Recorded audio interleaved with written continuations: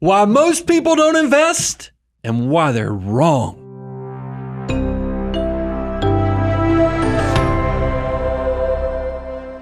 Brian, I am so excited to talk about this because I feel like so many people fall into this trap. There's something that happens. There's something that scares them that causes them not to invest. But you know what's not scary? Subscribing to the Money Guy Show right now. Make sure you subscribe to our channel so that you can keep up with all of the information we're putting out there for you. I often think it's interesting is the human condition, fear, greed, play just amazing roles in our lives. Productive and unproductive. Right? And I think back, in the past, fear was obviously probably a very powerful thing to keep us away from danger. I mean, we literally have this fight or flight.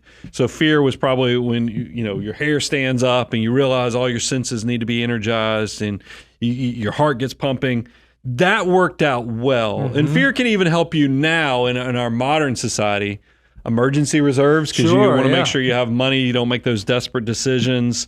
It also, keeps you from going too crazy into the debt if you have a healthy relationship with understanding the risk that are involved with it. But fear has kept a lot of people from actually really powerful and good things as well, like investing. Or it can make them make really bad investing decisions. Like when the markets freak out and there's a lot of volatility, fear can cause you to sell everything and want to go to cash, or can make you decide, okay, well, I don't have enough. So either I'm never going to save because I'll never have enough, or I'm going to be a miser and I'm never going to spend because I'll never have enough. The fear of that can also cause you to make very suboptimal financial decisions. And then I've mentioned this before, but I think it's worth repeating, is that I think that when you understand the concept of fear and risk and all the other things, it can lead you to make some unique decisions. This is what feels very safe in the short term can actually be very risky in the long term. And if you flip that upside down, the things that if you think about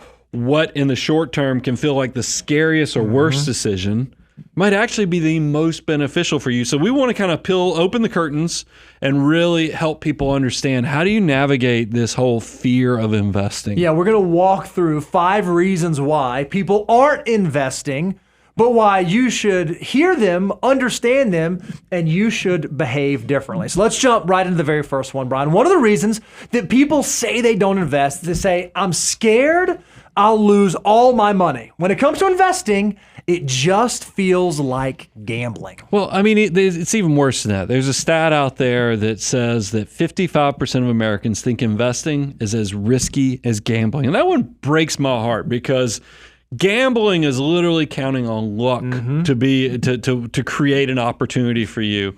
Investing is something so far from that once you understand it, and that's why we're here to give you, educate you, give you the content so you can actually put this in the right context so you don't miss out on this great opportunity. Yeah, gambling, pure chance. Investing, very different. You're actually buying ownership of something. When you buy a stock, you are buying a small fractional share of ownership in a specific company. So when you go buy a share of Apple stock, you are now an owner of Apple as a corporation. Well, when you go to buy an index fund, you're buying a basket of goods, a basket of companies, a basket of stocks. So you're actually owning a lot of different things. You're not trying to gamble and guess, is this going to be good or is this going to be bad? You're saying, I am buying a portion of this company, and I'm going to participate in the future growth of this company or companies that I'm buying into. You just said something that's very powerful, because you can, by the way, speculate even with the stock market. Sure. You can go pick one stock, bet the farm on it and hope that it turns out, and maybe you get rich, but there's also a chance that it just doesn't work out. That's speculating, because you're basically gambling on this one thing. We're talking about something much more balanced, where instead of trying to beat the market, you just are the market. Yep. That's why I love index investing.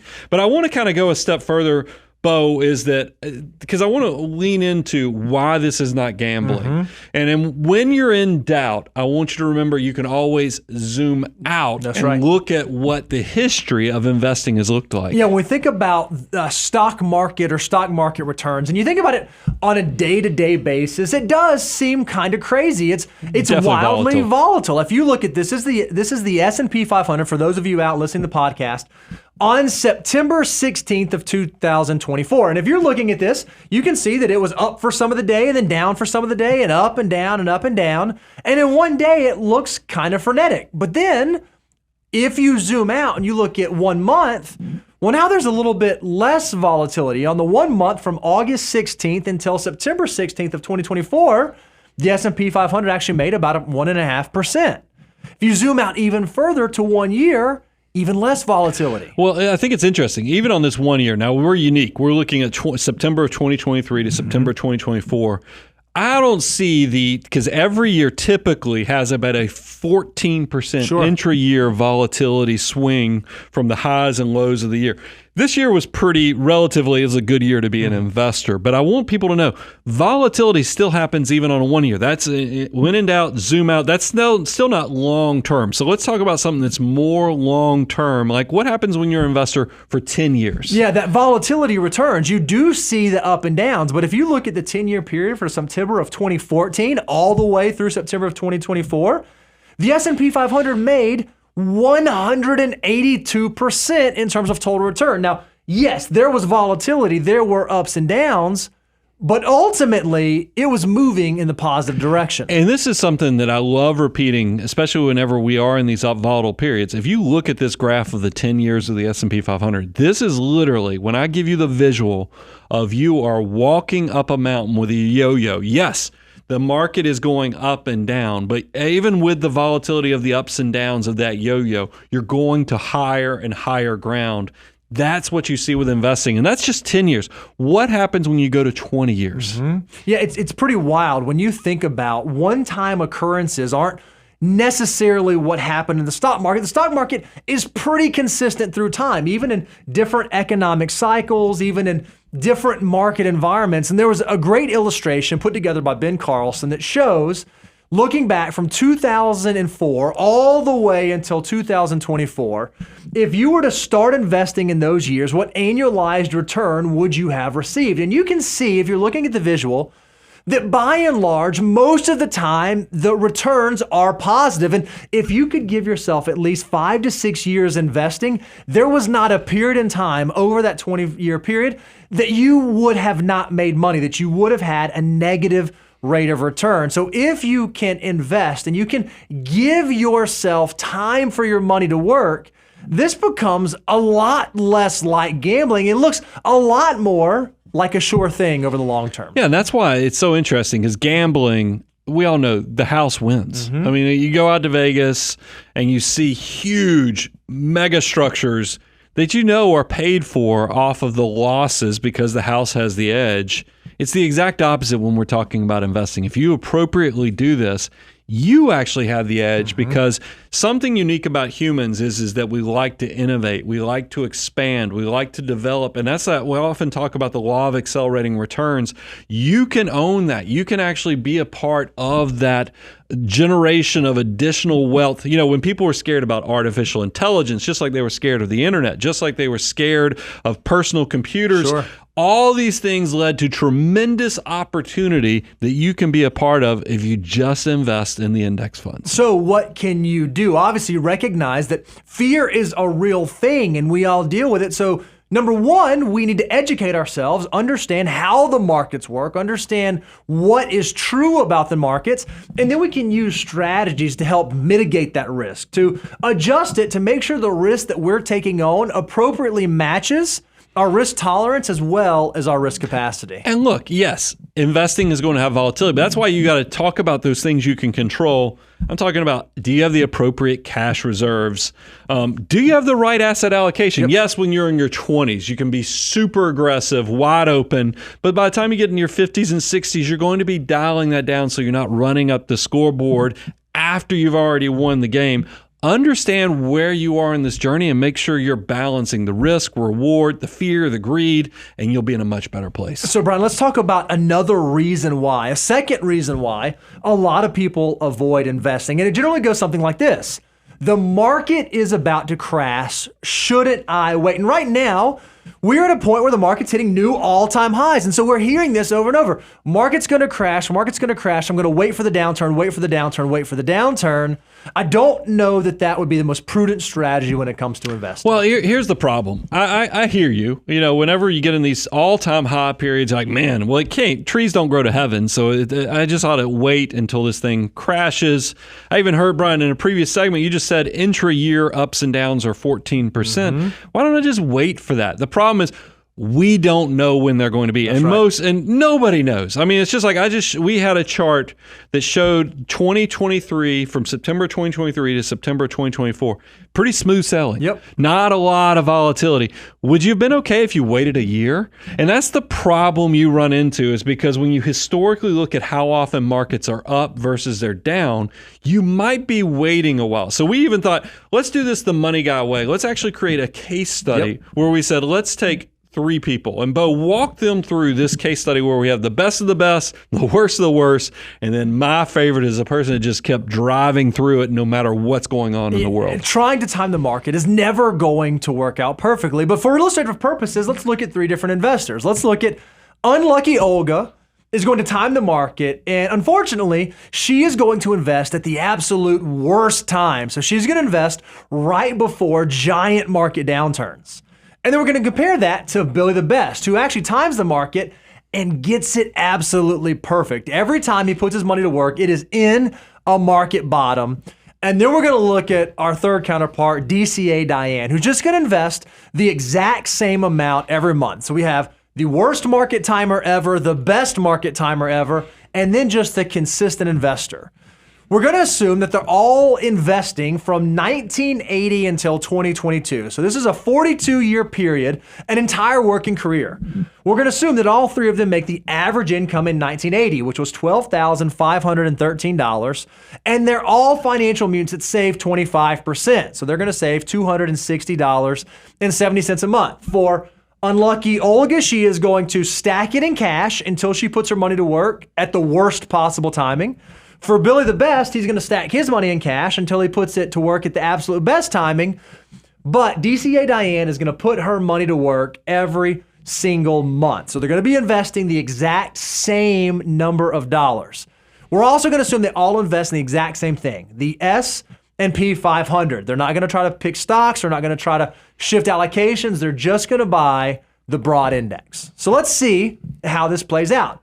Unlucky Olga is going to save up her money and she's going to invest at the market peaks. That means there are a few different times that she invests. August of 1987, July of 1990, September of 2000, October of 2007, and then again in January of 2020. Worst timing ever. It is kind of amazing, though, looking at the visual of this, for all of my podcast listeners who can't see this, is that even though this is the worst investor, meaning she saved up her cash, just when she went into the waters, the markets just got crushed right before. She still looks pretty good. I mean, I don't know what we're going to see in a minute where the numbers actually came out, but visually, she's ended up making a decent chunk of money, which is pretty amazing. So you can even be bad and still be a winner. It certainly seems that way. Let's look at Billy the Best. Remember, Billy, he's going to stack his cash and he's going to invest at the market bottom. So rather than doing what Olga does, he invests in October of 87, in October of 1990, in October of 2002, March of 2009, and then March of 2020. So he waits for the bottom and puts his money to work. So then the last, is DCA Diane. And she's just going to invest her $200 and some odd every single month into the S&P 500, not think about it, not time it, just let her money work for her. What's interesting, I'm ready to see the results, but I do think it's interesting that essentially Billy the Best, which makes me think of Karate Kid every time I hear that. I won't sing it. But it is one of those things where this is literally Biff having the sports almanac. That's it, right. He knew exactly when to save up all of his cash and then put it in the market to maximize the opportunity. That's got to be the best scenario. Of course. You would think Billy has to be the best one, right? So let's see who came out ahead. All of them invested the exact same dollar amount. They all put to work $132,436. And you already alluded to this. Olga did pretty good. In 2022, she ended up with over $1.1 million. That's amazing. That's an incredible sum of money to have accumulated over an entire working career. Billy, as you would have guessed, did do a little bit better. Rather than 1.1, he ended up with almost $1.8 million by perfectly timing the market. But man, it took some skill and it took some finesse. And a DeLorean. And a DeLorean and a sports almanac. But when you look at DCA Diane, all she did was put her money to work every single month on a consistent basis. She actually ended up with almost $2.1 million. Just showing up and participating in the market was better than timing it perfectly over 42 years. This is why people often ask me, they find out what we do for a living and they say, Brian, what do you think the market's going to do? And I always hesitate. I don't like giving an answer on that because we don't know. Sure. I mean, we read the tea leaves just like everybody else. But I always make sure I end it by saying, but here's the thing I'll tell you. Next month, I'm going to be buying. I'm always going to be buying because I know the numbers and I've seen this. Is even if I had the sports almanac, it doesn't put you ahead because I just know that with the law of accelerating returns, the desire of humans to continue to innovate and not the inability to predict what's going to happen because we live in this crazy, irrational world in the short term, but in the long term, things work out. And I just keep doing it. So I want to talk about, Bo, we talk about time in the market is so much more valuable than timing the market. This seems to be proof of that. Absolutely. It's 100% proof of it. So what do? How do you take this and apply this to your financial life? Think about dollar cost averaging with automated investments so you don't have to think about it. Don't even look at the markets. Don't think about it. You should be focused on your savings rate, thinking about how much am I saving, how much am I putting to work, set it, and I'm going to say, quote unquote, forget it, but don't try to time it. Make sure you have your money going to work because if the markets go up, great, your portfolio is growing, you're making money. If the markets go down, great, you're buying in at lower and lower levels. It's a win-win scenario. Don't let where the market is today be a deterrent from you putting your money to work. And it's worth repeating. Always be buying. I mean, that's the thing. If I was the takeaway, don't let the news media, don't let the political cycle dissuade you from actually just keep that ABB going because that's where markets make money 8 out of 10 years historically. That is a pretty amazing thing. Don't just emotion proof your life. Always be buying. All right. See, that thing attacked me again. All right, Brian. Let's talk about the third reason why people often don't invest. They come up with an excuse like this. Hey, I've got plenty of time. I'll do it later. For whatever reason there's going on today, I just can't invest today, but that's okay. I'll do it tomorrow or next week or next month. When it comes to investing, procrastination is not your friend. Everybody, this is a human nature fault of our behavior and by the way, don't take our word for it. It doesn't just impact investing. If you think about, when I see stats like this, 48% of American adults don't have life insurance. Not good. I mean, if you're not financially independent and you have people living off of what you create, you probably ought to go buy some term life insurance. It's cheap, it's easy, but people don't do it. They procrastinate. 54% of American adults don't have a formal will. These people have children. Yep. And yet, and if you don't have a will because it's an uncomfortable conversation with your spouse to who's going to take care of the kids, how do you think it's going to be when you're not here? So if people are sleeping on these big decisions, it makes complete sense that a lot of people, especially when you're starting out, they go, man, I just can't afford to invest. Sure. You know how expensive it all is? I'll start next year. Maybe I'll even save a little bit more. We procrastinate. So I felt like this is another one of those times, Bo, we ought to do a case study to show people, Lord knows, we have 88 times over. We have the koozies. We have everything. We do the wealth multiplier if you go to moneyguy.com/resources. But a good case study is going to show you the importance of start early and do it often. If you don't believe it, we say all the time, the best time to start investing was yesterday. So that means the second best time is today. Well, if you don't believe us, look at these numbers. Let's assume that we have 3 different investors. We have Alvin, Simon, and Theodore. I wonder where those names came from. Alvin is a go-getter. Right when he graduates college, he says, you know what, I'm going to start saving, and I'm going to save for the first 10 years, and I'm going to do it aggressively. I'm going to save $500 a month, every single month, from age 20 to age 30. And then when I get to 30, I'm going to stop saving. I'm going to do the hard work early on, and then I'm going to rest and enjoy myself. Simon is a little bit of a late bloomer. Simon says, you know what? I just don't have any money in my 20s. I'm not going to save.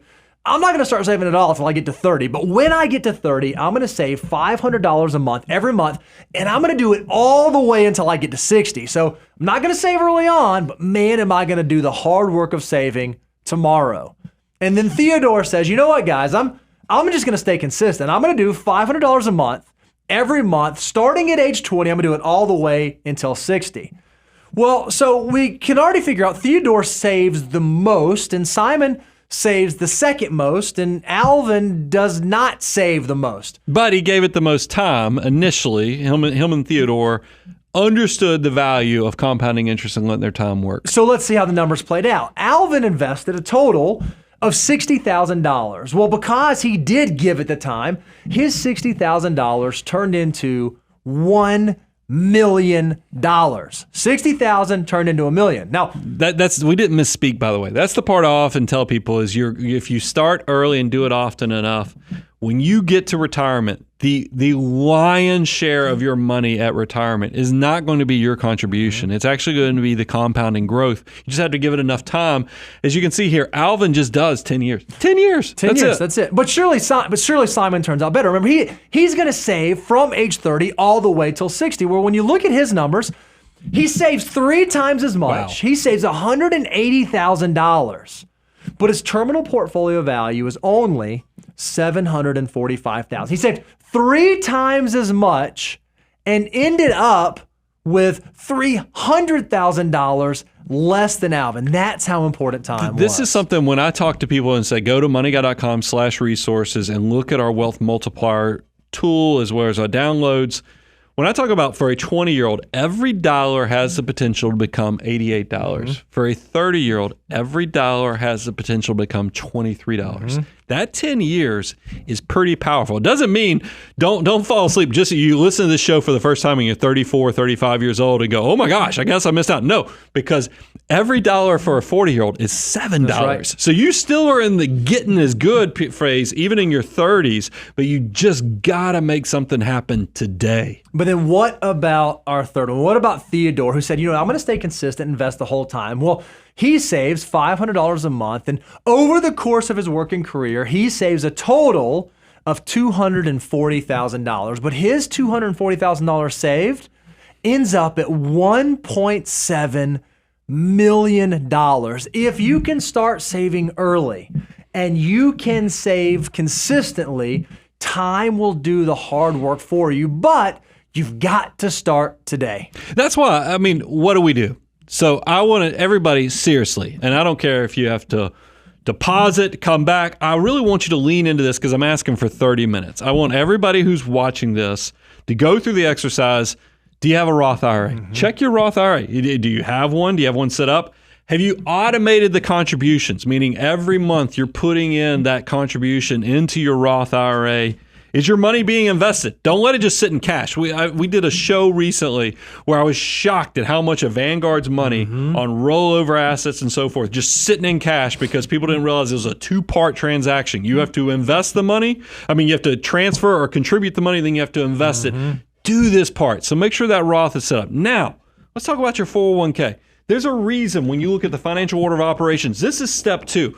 How many of you have the opportunity to get a 50 to 100% guaranteed rate of return if you'll just participate in your employer plan? We do employer plans where we even have one that we put, you put in 5%, the employer's going to put in an additional 10. So it's 15 for 5. It's amazing. And yet we'll have over 30% of the participants will not do it. I don't want you to be part of that. Don't sleep on that. Figure out what your savings rate is. Figure out what your employer is putting in there. Make sure you're maximizing this. Get to it, because this is the part that, we're not asking for a lot. A little, if you give us a little small decision, it really will create that great, big, beautiful tomorrow. Remember, the best time to start was yesterday. The second best time is right now. So, Brian, let's talk about the fourth reason why folks are scared to invest, or maybe why they don't invest. It's because they have this mindset or this idea, I don't have enough money to invest. I'm not one of those wealthy people. I didn't come from that family. Life is too tight. Things are too tight. I just don't have any money to put to work for myself right now. And look, I want to be sensitive to this one because this is one, I get it. Post-inflationary period, Post-pandemic, we've had some tough goes at it if you're just now starting out because resources are being squeezed through price increases and other things. But a little goes a long way. It really is back to that point. And I hate it because I grew up in a household where my parents were disciplined. They were good on living on less they made, but they just had trouble actually turning that discipline or that margin and that money that it created into investments where the money could actually work for them. So I want you to break through. We have a thing that we want to show on the screen is that there's a myth that investing is only for the rich. Yeah, that's not true at all. In reality, when it comes to investing, when it comes to putting your money to work, it doesn't take a ton. And it certainly doesn't take a ton just to get started. It is false that investing is only something for the rich, only something that wealthy people can do. And if you don't believe us, one of the most interesting indicators, one of the ways that we can back this statement is that we know that teachers are number 3 in careers most likely to create millionaires. Now, when you think about like high paying, high salary, high earning jobs, teachers are not the ones that you often think of. You think of lawyers or doctors or specialists in those kind of fields. And yet teachers have figured out and found a way that through consistent savings through time, they can actually get to millionaire status. I think and I'm going to give a lot of credit to educators in the fact that this is a profession. You go into it knowing you're not going to be highly paid. Sure. And it's typically, this group, though, is very disciplined and methodical with their behavior.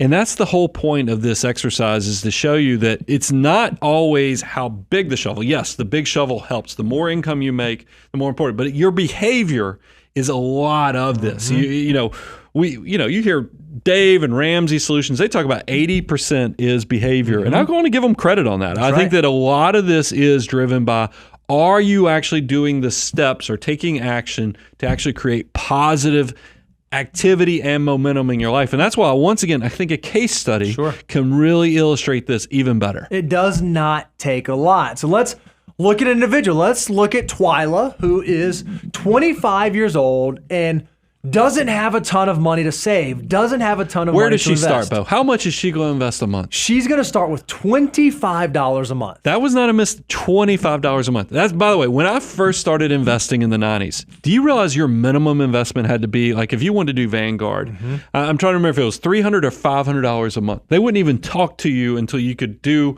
this much a month to set up a systematic plan.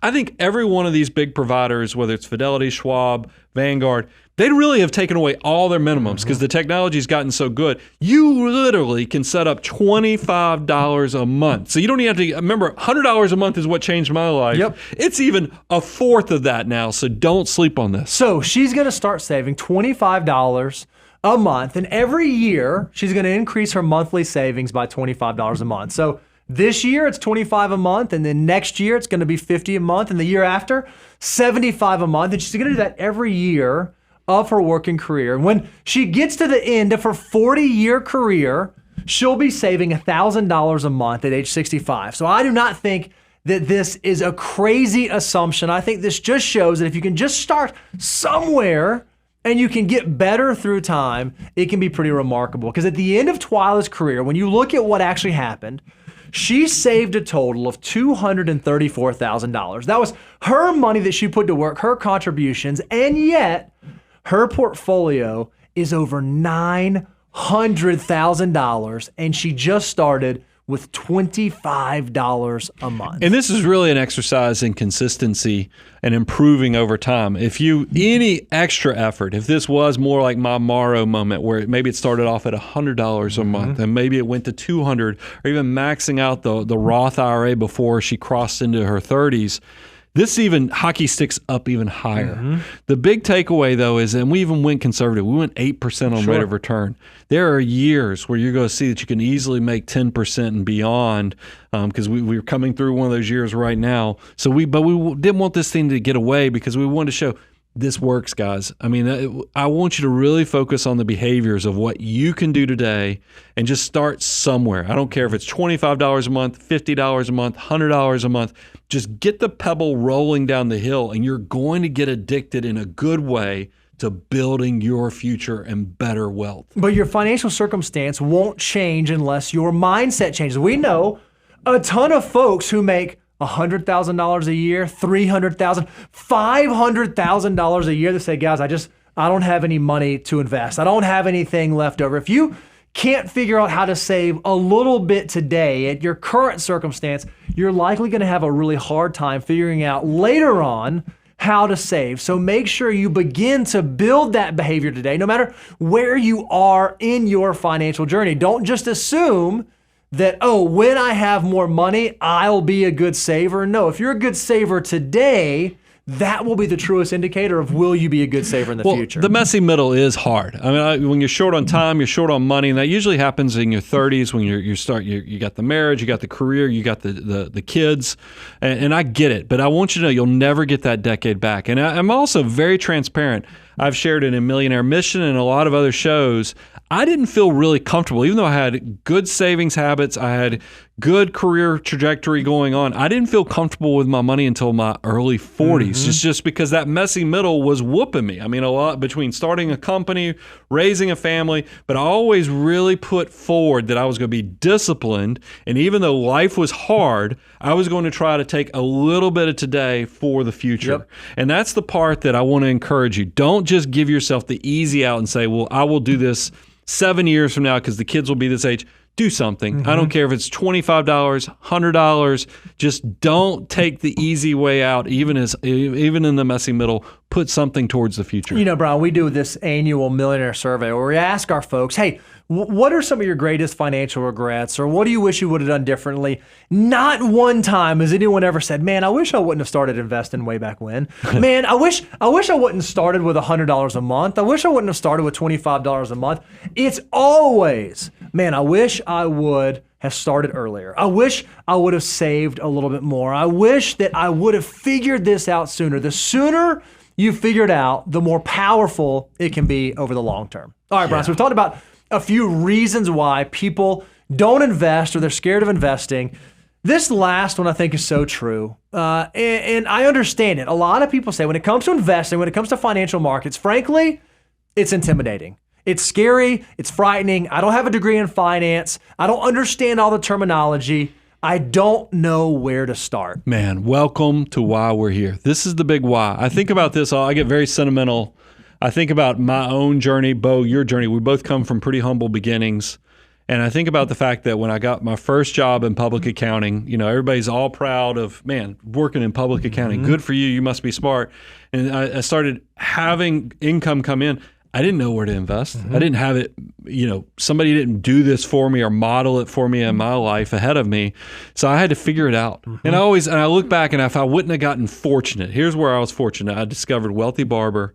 I discovered, you know, Millionaire Next Door, and those things opened up. And then I had this appetite to try to get more and more knowledge to figure out how money works so that I could quit working so hard with my back, my brain, my hands. Guys, that's what we're here for. Bo and I have tried to cut the corner off for you. You don't have to make the mistakes we made. You can actually go ahead and jumpstart. That's why we give you all these free resources. If you go to moneyguy.com/resources, if you download our free financial order of operations, you want to know the origin story, we've got Millionaire Mission. We have even Beginner's Guide to Investing. I mean, we have tried to throw the kitchen sink at you. You almost have to really dislike wanting to become wealthy once you discover what we're teaching and how good this is.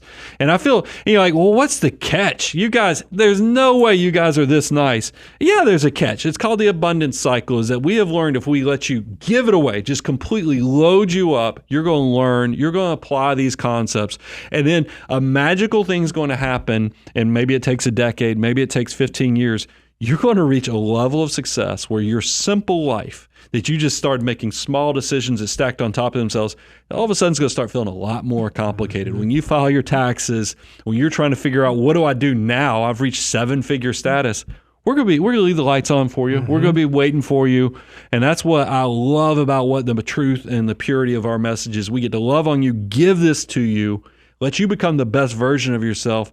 we'll get our payoff in 15 years. We don't care. We're patient. We're going to be here. We love what we're doing, and it's going to keep rocking and rolling. It really is. Investing is an amazing thing, and it's so wonderful when you recognize, just like Brian said, that your money can work harder than you can. And the sooner you figure that out and the longer you let your money work, the more powerful it can be. So don't let yourself be one of these people that's afraid of investing because maybe it's intimidating or because maybe things are tight or maybe you think you'll have more time to do it in the future. Don't fall into those traps. Don't worry about what the market is doing today. Don't worry about all-time highs. Don't worry about if the next crash is coming. Worry about, are you saving consistently and saving the right amount to be able to build to your great, big, beautiful tomorrow? On the drive into work, I had to call my mom because I'm going to a funeral this weekend. My uncle passed away, and they're doing the funeral. It's one of my dad's brothers. And so we're working out with my mom the airport pickup because I'm only going to be in town for a little bit of time and how we're going to do that. And then she got to say to me, Brian, I'm really proud, because we also talked about how many employees. And then she's like, I'm just so proud, you figured all this stuff out and you've grown. And it's kind of an amazing thing. And that's why I just want to remind people, and this is why I love that we get to share, is how your journey started doesn't define how it has to end. And, and that's what I think knowledge is the great equalizer. And if we can keep loading you up in a way and keep fulfilling this abundance cycle, I'm hoping that you too, when you talk to loved ones and they see the fruits of, you've reached that bowling point, the fruit is just spilling over in how you've multiplied and grown your wealth. We want to keep sharing that with you. So thanks so much for going on this journey. I'm your host, Brian Preston, Bo Hansen, Money Guy Team, out.